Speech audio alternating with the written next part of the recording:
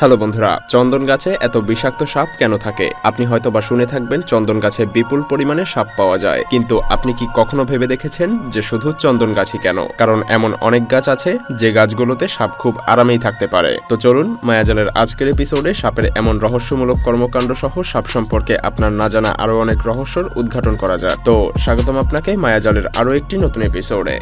অনেকের মনে প্রশ্ন জাগে, সাপের তো পা নেই, তাহলে সাপ কিভাবে তার গর্ত তৈরি করে? কারণ আমরা বেশিরভাগ সময়ই সাপকে গর্ত থেকে বের হতে দেখি, তাই খুব সহজেই আমরা মনে করি সাপ নিজের গর্ত নিজেই তৈরি করে। সত্যি বলতে সাপ কখনো নিজের ঘর নিজে তৈরি করতে পারে না। মূলত সাপ ইঁদুর তাড়া করতে করতে ইঁদুরের গর্ত পর্যন্ত পৌঁছে যায়, আর এরপর সাপ ইঁদুরটিকে খেয়ে ফেলে। তো বুঝতেই পারছেন, সাপ যেহেতু সেই গর্তের মালিককেই খেয়ে ফেলেছে, তাহলে তো আর সেই গর্ত খালি ফেলে রাখা যায় না। আর এভাবেই সাপ এক ঢিলে দুই পাখি মারে।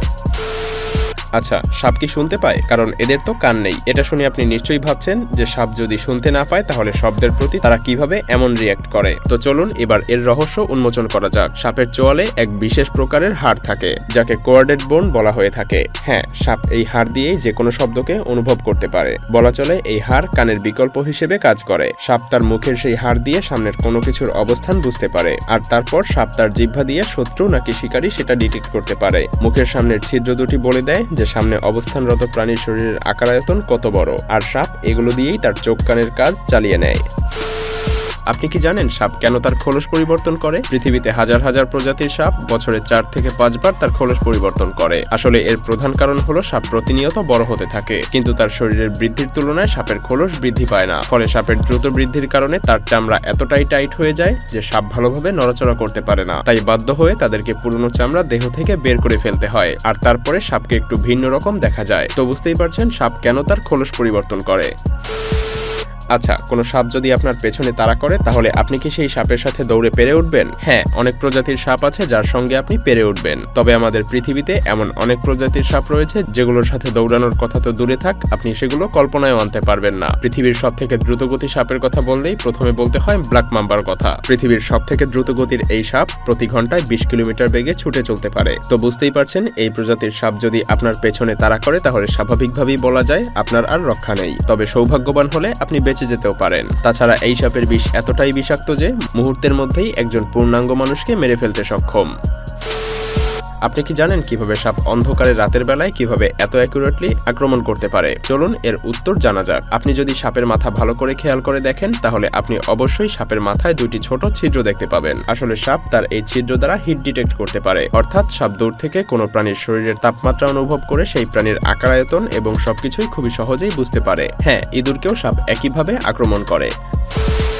আপনি কয়টি প্রজাতির সাপ সম্পর্কে জানেন? 1টি, 2টি, 3টি, সর্বোচ্চ 10টি সম্পর্কে জানেন। কিন্তু জানলে অবাক হবেন যে আমাদের পৃথিবীতে প্রায় 3386 প্রজাতির সাপ রয়েছে। এগুলোর মধ্যে এমন কিছু সাপও রয়েছে যেগুলো হিমালয়ের পাহাড়ি অঞ্চলে 16,000 ফিট উচ্চতায় বসবাস করে। এই সাপগুলোকে বলা হয় হিমালয়ান পিট ভাইপার। আবার আপনি এটাও ভাবতে পারেন যে সাপ হয়তো মাটিতে থাকতে সব থেকে বেশি পছন্দ করে, কিন্তু না, সব প্রজাতির সাপ একরকম নয়। কিছু সাপ পানিতে থাকতেও ভালোবাসে, আর কিছু সাপ গাছে থাকতে ভালোবাসে। আর সাপের এমন বৈচিত্র্য প্রায় দেখা যায়।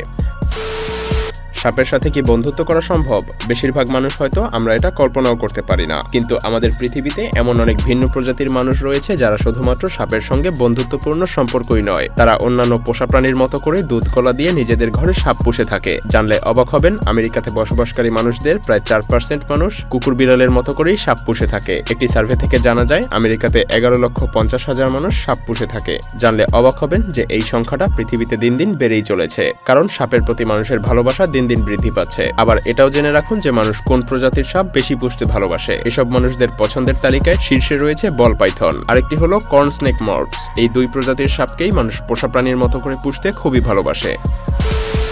আপনি যদি ভালো করে খেয়াল করেন তবে দেখবেন চন্দন গাছগুলোতেই বেশিরভাগ সাপ দেখতে পাওয়া যায়। একটু ভালো করে খেয়াল করলে দেখতে পারবেন যে এসব সাপ চন্দন গাছের উপরের অংশের পরিবর্তে নিচের অংশে থাকে। এর কারণ কি জানেন? সাপ আসলে শীতল রক্ত বিশিষ্ট প্রাণী, তারা ঠান্ডা জায়গাতে থাকতে পছন্দ করে, আর চন্দন গাছের নিচের অংশ অনেক বেশি ঠান্ডা হয়। তো বুঝতেই পারছেন সাপ কেন চন্দন গাছকে এতটা পছন্দ করে। আবার অনেকেই মনে করে চন্দন গাছের সুঘ্রাণের কারণে সাপ আকর্ষিত হয়ে চন্দন গাছের কাছে চলে আসে। আসলে এর তেমন কোনো বৈজ্ঞানিক ব্যাখ্যা পাওয়া যায় না, কারণ সাপের ঘ্রাণ নেওয়ার শক্তি খুবই কম। সাপ মূলত তার সামনের সবকিছু জিহ্বা দ্বারা অনুভব করে। সাপ তার জিভ দ্বারা সামনে কোনো বিপদ আছে কিনা সেটার সিগন্যালও পেয়ে যায়। আর সাপ ঠিক তার জিহ্বা দিয়েই চন্দন গাছ খুঁজে বের করে, কারণ সাপ এসব গাছের নিচের অংশে অনেক বেশি শীতলতা অনুভব করে। আর তাই চন্দন গাছ কাটার সময় নিচের অংশের পরিবর্তে উপরের অংশ থেকে কাটা শুরু করা হয়। কারণটা নিশ্চয়ই বুঝতে পারছেন।